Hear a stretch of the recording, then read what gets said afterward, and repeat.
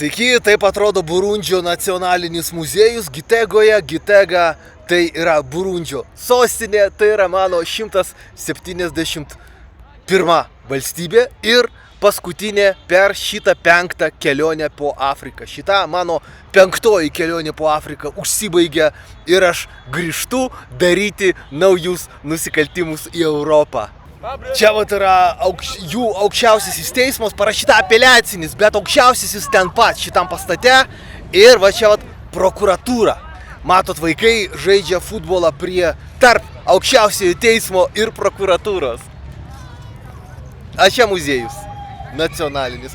Labai gerai, kad turi nacionalinį muziejų, daug valstybių Afrikoje neturi jokių muziejų. Tai toks, ir tada tarp kitko šitas nėra blogiausias. Štai taip atrodo Gitega nuo kalno, atkreipkite dėmesį į stogus, tokie stogai yra tipiniai Burundžiui. Šiaip oficialiai Burundis yra antra skurdžiausia valstybė pasaulyje po Pietų Sudano, bet aš tai nesakyčiau. Aš tai sakyčiau, kad statistika nevertėtų pasitikėti. Dėl to, kad akivaizdžiai žmonės čia gyvena daug geriau nei Tanzanijoje, Kenijoje, Ugandoje, Komorose, kur aš neseniai buvau. Šalis yra gražesnė, ji yra labai švari.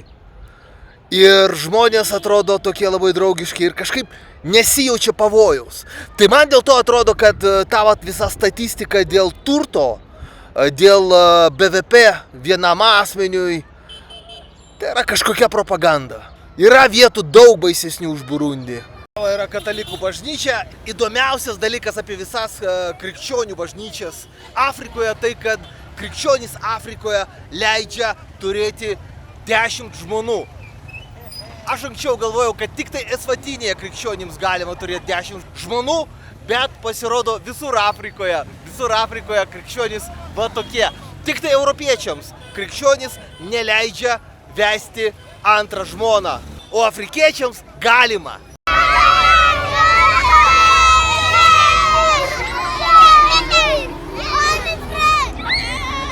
Čia yra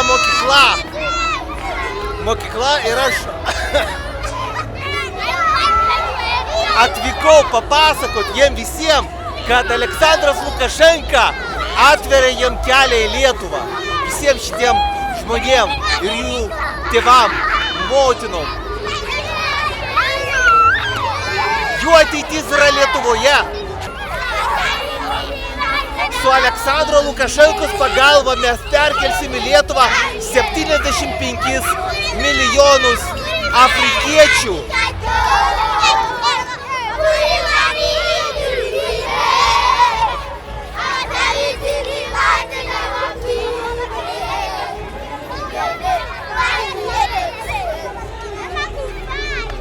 O čia yra paminklas pirmajam prezidentui Burundžio Ndadaye, kovotojas už laisvę ir kas yra įdomu, paminklas yra spalvotas, mėlynas, kaklaraštis, baltiniai, oda yra ne juoda, o ruda.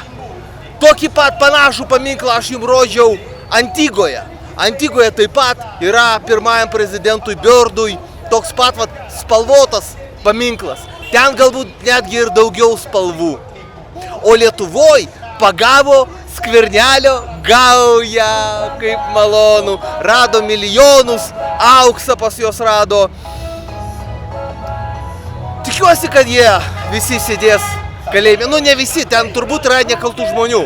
Turbūt yra Skvernelis be abejo kaltas, bet tarp tų 14 nebūtinai visi yra kalti, bet Skvernelis be abejo yra kaltas. Taigi tame, kad Skvernelis labai daug vogė, kad jis turi gaują, nėra nieko naujo, nieko stebinančio. Taip turi būti, taip funkcionuoja Lietuva. Aš jums garantuoju, šiuo metu Seime nėra nė vieno Seimo nario, kuris nebūtų vagis. Jie visi yra vagis. Tik tai kai kurie iš jų yra tik tai vagis, o kiti vagis ir pedofilai. Yra tik tai toks pasirinkimas. Vagis Seimo narys arba ministras. Arba vagis ir pedofilas. Va tik tokį pasirinkimą turi lietuviai. Dėl to, kad kitų lietuviai nerenka. Nu, taip funkcionuoja tautos kultūra.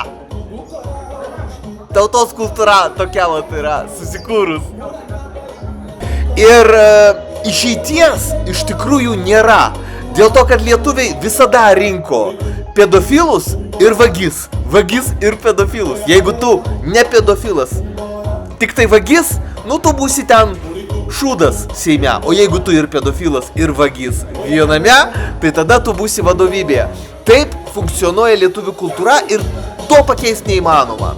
Vienintelis dalykas, kurį galima pakeisti, tai daryti, tai įteisinti melo detektorių. Ir kas mėnesį kiekvieną Seimo narį, kiekvieną ministrą tikrinti melo detektoriumi.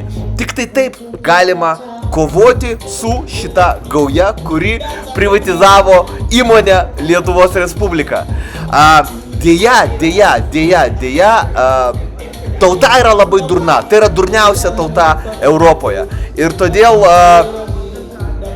kad vat padaryti tokią reformą, kaip aš vat norėčiau, kad kas mėnesį tikrint su melo detektorium kiekvieną šitą dalbajobą, kuris yra išrinktas į Seimą, arba kiekvieną tą dalbajobą, kuris yra Lietuvos vyriausybės ministras, va to nebus. Dėl to, kad labai durna tauta nenorės melo detektoriaus. Nes jeigu tauta norės melo detektoriaus, tai tada galima bus suprast, kas va čia kas mėnesį pedofilas, kas čia prisivogė, kas yra Skvernelio gaujos narys, kas yra Landsbergio gaujos narys. Tauta šito žinot nenori. Todėl nieko nepasikeis, todėl, man atrodo, va taip va tęsis ir toliau. Labai gerai, kad Skvernelį pagavo, svarbu dabar pasodinti kalėjimą, kaip Masiulį ir Gapšį. Bet vėlgi, net tas pasodinimas į kalėjimą nieko nepakeis, suprantat? Tik tai melo detektorius, kas mėnesį melo detektorius galėtų pakeisti situaciją. Nu, va tokia va realybė. Bet tik tai va mano šviesi galva šitą sugalvojo, o lietuvių tauta bus prieš, dėl to, kad tai yra durniausia tauta Europoje. Prisirašykite prie mano kanalo, o jeigu jums reikia parašyti skundą į Europos žmogaus teisių teismą arba aukščiau į Jungtinių tautų organizacijos teisminės institucijas, parašykite man e-mailą arba paskambinkite per WhatsAppą.